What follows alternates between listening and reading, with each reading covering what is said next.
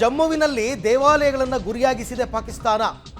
ಪ್ರಸಿದ್ಧ ಶಂಭು ದೇವಾಲಯದ ಮೇಲೆ ಪಾಕ್ ಕ್ಷಿಪಣಿ ದಾಳಿಯ ಯತ್ನವನ್ನು ಮಾಡಿದೆ. ದೇವಾಲಯದ ದ್ವಾರದ ಬಳಿ ಬಿದ್ದಿದೆ ಕ್ಷಿಪಣಿ.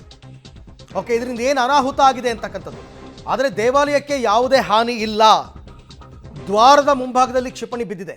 ಜಮ್ಮುವಿನಲ್ಲಿ ದೇವಾಲಯವನ್ನು ಗುರಿಯಾಗಿಸಿಕೊಂಡು ಪಾಕಿಸ್ತಾನ ದಾಳಿ ಮಾಡಿದೆ.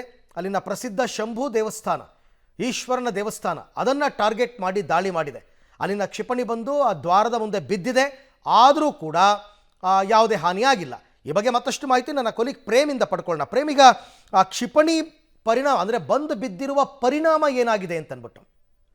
ಅರವಿಂದ್, ಇಲ್ಲಿ ಗಮನಿಸಬೇಕಾದಂತಹ ವಿಚಾರ ಏನು ಅಂದರೆ, ಪಾಕಿಸ್ತಾನ ನಿರಂತರವಾಗಿ ಭಾರತದ ಮೇಲೆ ದಾಳಿ ಏನು ಮಾಡ್ತಾ ಇದೆ, ಅದು ಒಂದು ಜನನಿಬಿಡ ಪ್ರದೇಶದ ಮೇಲೆ ಮಾಡ್ತಾ ಇರುವಂತಹ ದಾಳಿ, ಇಲ್ಲ ಧಾರ್ಮಿಕ ಸ್ಥಳಗಳನ್ನು ಕೇಂದ್ರವಾಗಿ ಮಾಡ್ಕೊಳ್ತಾ ಇರುವಂತಹ ದಾಳಿಯಾಗಿದೆ.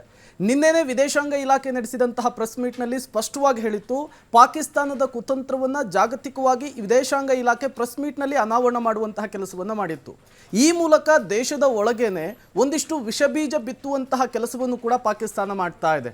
ಅದಕ್ಕೇನೆ ಈಗ ಬೆಸ್ಟ್ ಎಕ್ಸಾಂಪಲ್ ಅಂದರೆ ಕಾಶ್ಮೀರದಲ್ಲಾಗಿರುವಂತಹ ಈ ದೇವಸ್ಥಾನದ ಮೇಲಿನ ದಾಳಿ.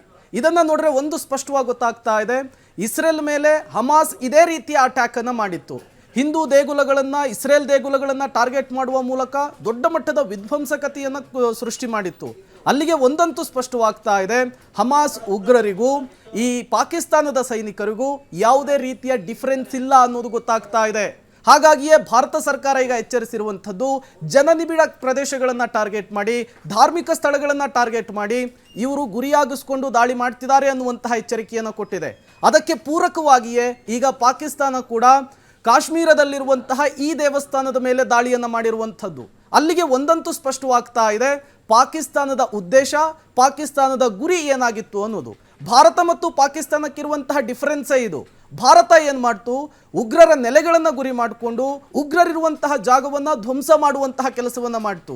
ಈಗ ಪಾಕಿಸ್ತಾನ ಮಾಡ್ತಾ ಇರುವಂತಹ ಕೆಲಸ ಏನು, ಧಾರ್ಮಿಕ ಸ್ಥಳಗಳನ್ನು ಗುರಿ ಮಾಡೋದು, ಜನರು ಹೆಚ್ಚು ಸೇರುವಂತಹ ಸ್ಥಳಗಳನ್ನು ಗುರಿ ಮಾಡಿಕೊಂಡು ಈ ರೀತಿಯ ದಾಳಿಯನ್ನು ಮಾಡ್ತಾ ಇರೋದ್ರಿಂದ ಒಂದು ಸ್ಪಷ್ಟ ಮೆಸೇಜನ್ನು ಕೂಡ ಪಾಸ್ ಮಾಡ್ತಾ ಇದೆ, ನಾವು ಎಲ್ಲದಕ್ಕೂ ರೆಡಿ ಅನ್ನುವಂತಹ ವಿಚಾರವನ್ನು ಪ್ರಸ್ತಾಪಿಸ್ತಾ ಇದೆ. ಅನ್ಡೌಟೆಡ್ಲಿ ಭಾರತ ಇದಕ್ಕೆ ತಕ್ಕ ಉತ್ತರವನ್ನು ಕೊಡುವಂತಹ ಎಲ್ಲ ಕೆಲಸವನ್ನು ಕೂಡ ಮಾಡುವಂತಹದ್ದು. ಅರವಿಂದ್.